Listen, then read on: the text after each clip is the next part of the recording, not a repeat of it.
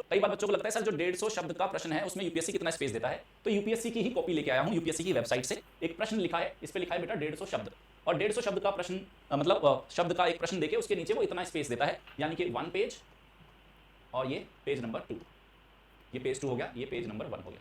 ठीक है, ये 2 पेज आपको मिलेंगे जिसपे आपको 150 शब्द का एक अपना उत्तर लिखना है। अब समझो, मैं सारी बात करता हूं, आप में से आप लोगों की क्या क्या प्रॉब्लम आएगी इसमें, आप लोगों के सामने क्या क्या प्रॉब्लम आने वाली है। पहली प्रॉब्लम, आप में से बहुत सारे बच्चे कहेंगे कि सर हम तो बड़ा छोटा छोटा सा लिखते हैं, इन्नू इन्नू सा लिखते हैं, है ना, हम छोटा छोटा लिखते हैं, छोटा छोटा लिखते हैं। पहला समस्या, बड़ा हमारा जो फॉन्ट साइज है, हमारा जो फॉन्ट साइज है स्मॉल है। एक बच्चा कहेगा हम बहुत बड़ा बड़ा लिखते हैं, बड़ा बड़ा लिखते हैं। और चैलेंज ये है बेटा कि यूपीएससी ने बोला है कि जो आपको स्पेस दिया गया है, और ये 150 शब्दों का ही स्पेस है, इसमें आपको कंटेंट भी लिखना है, हेडिंग, सब हेडिंग, डायग्राम, फ्लो चार्ट सब इसी में डालना है। तो जो बच्चे छोटा छोटा लिखेंगे वो बोलेंगे सर हमारे तो 150 शब्द इतने में आ जाएंगे, ये पूरा पेज तो खाली बचेगा, क्या करें। तो ऐसे बच्चों को सलाह दी जाती है कि आप अपने फॉन्ट साइज को हो सकता है बड़ा ना कर पाओ, लेकिन 2 लाइन के बीच का जो स्पेस है, एक लाइन लिखी और उसके बाद दूसरी लाइन लिखी, दोनों लाइन के बीच के स्पेस को थोड़ा सा बढ़ा दो। एक काम तो ये करो, जो बड़ा बड़ा लिखते हैं वो बेटा थोड़ा छोटा लिखना शुरू करो। जो छोटा लिखते हैं उनकी समस्या का समाधान क्या है, आप जो लाइंस के बीच का जो गैप है थोड़ा सा बढ़ा दो, और हो सके तो अपने शब्दों का फॉन्ट साइज इंक्रीज कर लो। जो बड़ा लिखते हैं वो छोटे लिखने की कोशिश करो। और एक और चीज मैं बता देता हूं, एक और प्रश्न जो आपके मन में आएगा कि सर जो 150 वर्ड्स का क्वेश्चन है, क्या हम इसको 160 शब्दों में लिख सकते हैं? जवाब है नहीं। क्या सर जो 150 वर्ड का प्रश्न है, क्योंकि जो छोटा छोटा लिखेगा हो सकता है दोनों पेज पूरे घिच करके भर दे।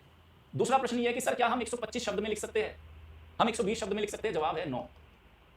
नपातुला, हाँ आप इतना जरूर कर सकते हैं, इतना आप जरूर कर सकते हैं कि आप इसको 130 से 140 शब्दों के बीच में लिख दो, प्लस आप इसमें कोई डायग्राम बना सकते हो, प्लस आपको इसमें फ्लो चार्ट बना के आप अपने स्पेस का बेहतर सदुपयोग कर सकते हो। ये बात और ध्यान रखना, 130-35 शब्द लिख रहे हो और एक डायग्राम या फ्लो चार्ट बना रहे हो तो बहुत ही बेहतर और उम्दा प्रश्न है। तो आपने 2 काम किए बेटा, आपने एक डायग्राम से अपने 10 से 15 शब्द बचा लिए, कई बार शब्द कम पड़ जाते हैं तो वहां डायग्राम चीजें हमारी मैनेज कर सकते हैं। ओके, वर्ड्स कैसे काउंट होगा? वर्ड्स में बेटा मात्राएं जो होती है ना, आपकी जो मात्राएं होती है वो हटा ली जाती है, बाकी शब्द है ना। जैसे मैं लिखूं आपके यहां से दिल्ली कितनी दूर है, दिल्ली कितनी दूर है, कितनी दूर है। तो जैसे ये वाले शब्द है ना, इनको हम वर्ड में काउंट नहीं करेंगे बेसिकली। जैसे आपके यहां, दिल्ली, कितनी दूर, ये शब्द हमारे वर्ड लिमिट में काउंट होते हैं। मेनली जो आपने प्रॉपर जो वर्ड लिखे हैं, प्रॉपर जो आपने जिनका अपना एक कहते हैं स्पष्ट अर्थ है, उनको हम काउंट करते हैं। और बेटा सच में आपको बताता हूं मैं, जब आप इन 2 पेज को लिखोगे ना और आपका फॉन्ट साइज एक्यूरेट होगा तो आप उतना ही लिखोगे, 130, 135, 140 या 150।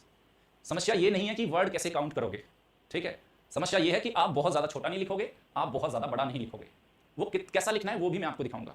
चलते हैं, चले आगे चले। यहां से थोड़ा सा मैं आपको कुछ और दिखा देता हूं। एक बार मुख्य परीक्षा के प्रश्न देख लेते हैं, क्योंकि ज्योग्राफी हमारा विषय है, तो ज्योग्राफी पे मुख्य